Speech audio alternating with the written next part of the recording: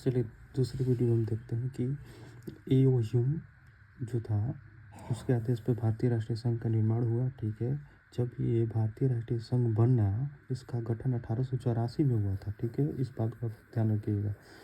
भारतीय राष्ट्रीय संघ का निर्माण 1884 में हुआ। तो इसकी बैठक बुलाई गई। बैठक कहाँ बुलाई गई? पूना में बुलाई गई।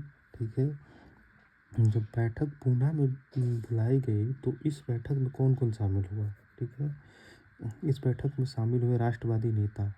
कौन से राष्ट्रवादी नेता? जो ब्रिटिश शिक्षित भारतीय हैं। ठीक है, जो ब्रिटिश शिक्षित भारतीय हैं वो बैठक में शामिल हुए और बैठक कहाँ हुई? पूना में हुई। ठीक है, इस बैठक में कुल 27 सदस्य थे। ठीक है, कुल कितने सदस्य? 27 सदस्य थे। और ये बैठक जब हुई तो बैठक का नेतृत्व कौन कर रहा था? इस बैठक का जो नेतृत्व है वो कौन कर रहा था? तो बैठक का नेतृत्व एओ ह्यूम कर रहा था। ठीक है, और एओ ह्यूम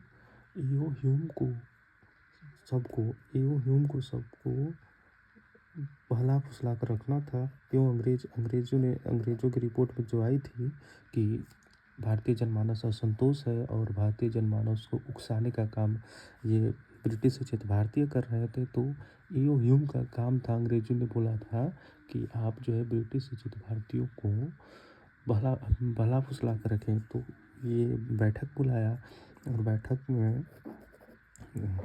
में क्या हुआ? ये राष्ट्रवादी नेताओं को क्या इज्जत पाने दिया और उनसे पूछा, 27 सदस्यों उनसे पूछा कि आप क्या चाहते हैं? आप भारतीय जनमानस में राष्ट्रवादी की भावना क्यों जगा रहे हैं? तो अंग्रेज़ों की नीतियाँ ऐसी है। तो इन्होंने बोला कि ये अंग्रेज़ों की जो नीतियाँ हैं ऐसी है वैसी है, तो आप क्या चाहते हैं? मतलब अंग्रेज़ों की नीतियाँ अच्छी नहीं, इन लोगों का कहना था। तब राष्ट्रवादी नेताओं ने बोला हम भारतीयों की समस्याओं का समाधान चाहते हैं। ठीक है, जब एओ ह्यूम ने पूछा कि आप भारतीय जनमानस को उकसा क्यों रहे हैं, तो जो ब्रिटिश शिक्षित भारतीय थे उनका कहना था कि भारतीय लोगों की समस्याओं का समाधान चाहते हैं। तो एओ ह्यूम ने कहा ठीक है, हम भी यही चाहते हैं कि भारत के लोगों का भला हो।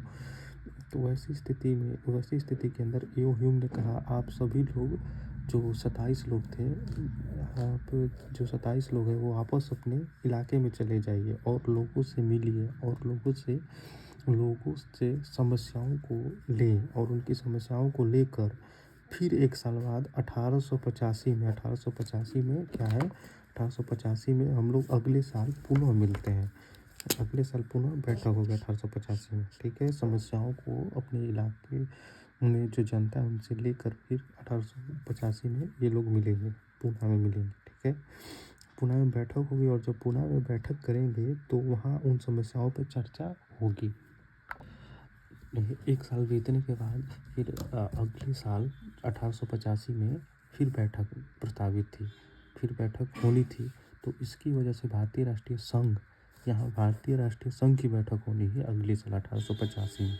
ठीक है, तो इस बैठक की प्रस्तावित स्थान कहाँ थी? पूना हुआ करती थी। ये बैठक स्टार्ट होती 20 दिसंबर, जो ये वार्षिक बैठक थी। तो वार्षिक बैठक साल के लास्ट में ही होती है। तो ये 20 दिसंबर से 28 दिसंबर तक चलता। पूना में बैठक प्रस्तावित थी, लेकिन इसी टाइम पीरियड में क्या हुआ? एक हैजा बीमारी फैली हुई थी पूना में। ठीक है, हैजा बीमारी फैली थी तो फिर वहाँ बैठक कैसे हो पाती? तो बैठक उस स्थान पर नहीं हो पाती। तो जो पूना स्थान फिक्स था उसको चेंज किया गया, मतलब उसको प्रस्तावित किया गया जगह को। नया स्थान जो था वो बॉम्बे में निर्धारित किया गया बैठक का।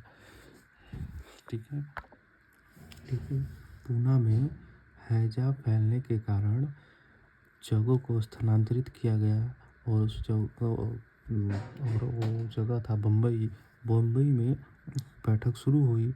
और बॉम्बे में जो बैठक हुई उस जगह क्या नाम था? अगर एग्जाम में पूछता है कि जो दूसरी बैठक हुई भारतीय राष्ट्रीय संघ की वो कौन से स्थान पर हुई थी, तो बॉम्बे में गोकुल दास तेजपाल संस्कृत महाविद्यालय, गोकुल दास तेजपाल संस्कृत महाविद्यालय में बैठक हुई।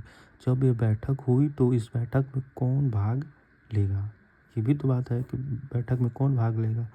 तो भारत के विभिन्न प्रांतों के नेता आए थे और सब अपनी अपनी समस्याओं का मतलब अपने क्षेत्रों के लोगों की समस्याओं को लेकर आए, क्योंकि इनको पिछले साल ही बोला गया था कि हम लोग अगले साल मिलेंगे और आप अपने क्षेत्र की जो जो लोगों की समस्या है उनको लेकर आइएगा। तो ठीक है, तो पिछली बार जो बैठक हुई थी 1844 में भारतीय राष्ट्रीय संघ की, उसमें कितने सदस्य थे, उसमें 27 थे। और अभी जो 1885 में सदस्य भाग लिए वो उनकी संख्या कितनी हुई, 72, 72 संख्या थी और 72 प्रतिनिधियों ने बैठक में हिस्सा लिया। और इस बैठक में सबसे ज़्यादा किस प्रांत के सदस्य थे, तो बॉम्बे प्रांत के थे। और क्या था, बैठक भी बॉम्बे में ही हो रहा था, तो 38 जो है ये बॉम्बे प्रांत के प्रतिनिधि थे और मद्रास के कितने थे, 21। संयुक्त प्रांत, ये जो संयुक्त प्रांत है ये यूपी वाला एरिया है। संयुक्त प्रांत का 7 सदस्य थे, पंजाब के 3 थे और बंगाल के 3 थे। तो ऐसे 72 लोगों ने भाग लिया। ठीक है, प्रतिनिधि जो है वो बैठक में भाग लिए और बैठक चल रही थी। और ये जो प्रतिनिधि है इसमें ये जो बैठक है इसमें कुल कितने प्रस्ताव पारित हुए, तो 9 प्रस्ताव पारित हुए। लेकिन 9 प्रस्ताव पारित हुए, लेकिन इस बैठक में जो बैठक चल रही थी उसमें 9 प्रस्ताव पारित हुए, लेकिन एक और प्रस्ताव पारित हुआ जो कौन सा था कि जैसे ये बैठक चल रही है, कोई बैठक चल रही है तो और संपन्न होने वाली थी। ठीक है, संपन्न होने वाली थी, तो ठीक उसी वक्त 26 दिसंबर को, 20 दिसंबर से 26 दिसंबर तक चलनी थी, तो 26 दिसंबर 1985 को एक नया प्रस्ताव आया। ठीक है, और ये नया प्रस्ताव पेश कौन किया, तो पेश किया दादा भाई नौरोजी ने। जो 9 प्रस्ताव तो पारित हो चुके थे, लेकिन ये एक प्रस्ताव जो है अलग से दादा भाई नौरोजी ने पेश किया।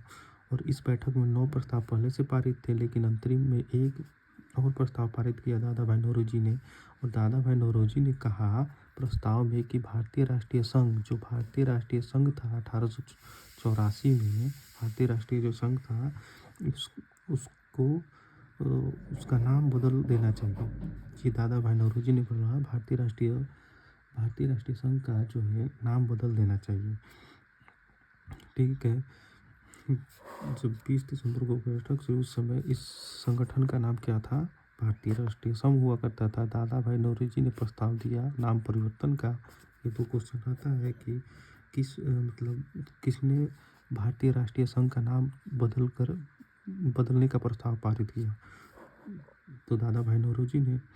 तो इस नाम परिवर्तन वाले प्रस्ताव पे मोहर तो लग गई। ठीक है, तब जाके नया नाम आया।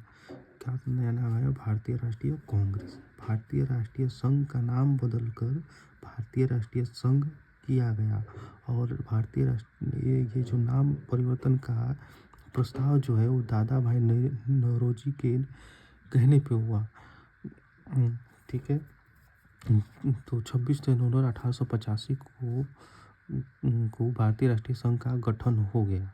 जब ये कांग्रेस का गठन हुआ तो बहुत सारे आरोप प्रत्यारोप लगने लगे कि नाम चेंज करके भारतीय राष्ट्रीय संघ कर दिया गया, लगने लगे। तो लेकिन एक बात ये समझिए कि संघ का मतलब क्या होता है। संघ होता है कि यूनियन, और कांग्रेस का मतलब क्या होता है, ग्रुप ऑफ पीपल्स होता है। तो कांग्रेस क्या था उस वक्त, उत्तरी अमेरिका में जो आज़ाद हुआ था उस वक्त उत्तरी अमेरिका में कांग्रेस नाम बहुत प्रचलित था और वो कांग्रेस वहीं से लिया गया था। कांग्रेस का मतलब होता है ग्रुप ऑफ पीपल। जब कांग्रेस बनी तब देश का वातावरण ही बदल गया। जैसे कांग्रेस बनी तो कांग्रेस के सामने चुनौतियां खड़ी हो गई। ठीक है, यहाँ पे थोड़ा सा हम लोग एलन ह्यूम के बारे में देखते हैं, ठीक है। तो एलन ह्यूम जो था वो स्कॉटलैंड की निवासी था, स्कॉटलैंड का निवासी था, और ये भारत आया था। आईसीएस अधिकारी थे ये, है स्कॉटलैंड के निवासी एलन ह्यूम, और 1849 में ये बंगाल के सिविल सेवा में थे। 1849 में ये बंगाल सिविल सेवा में थे, ज्वाइन किए थे 1849 में। और और ये जो एलन ह्यूम थे, ये भारतीयों के प्रति बड़े उदार थे, मतलब भारतीयों के प्रति इनको बहुत स्नेह था, बहुत प्रेम था। इनकी उदारता का ही कारण था कि इनको विभिन्न उपाधियों से नवाजा गया। मतलब ये भारतीयों के प्रति इतना उदार थे कि इनको विभिन्न उपाधियों से जो है नवाजा गया। तो पहले जो उपाधि थी, मान लीजिए किसी परीक्षा में पूछ लेता है, तो उनको उपाधि थी हर्मिट ऑफ शिमला की उपाधि दी गई, हर्मिट ऑफ शिमला, ठीक है। और एक और उपाधि थी पीपल फ्रेंड्स की उपाधि, पीपल फ्रेंड्स की उपाधि। और ये भारत में पक्षी विज्ञान के जनक भी माने जाते हैं, और भारतीय राष्ट्रीय कांग्रेस के पिता कहे जाते हैं। और ये कांग्रेस के सचिव के पद पे थे। मतलब 1885 में जब कांग्रेस बनी, तब से लेके 1906 तक, जब तक मतलब 1906 तक, और 21 वर्षों तक ये व्यक्ति लगातार कांग्रेस के क्या थे, सचिव के पद पे थे, ठीक है। और इसको कांग्रेस के पिता भी कहा जाता है।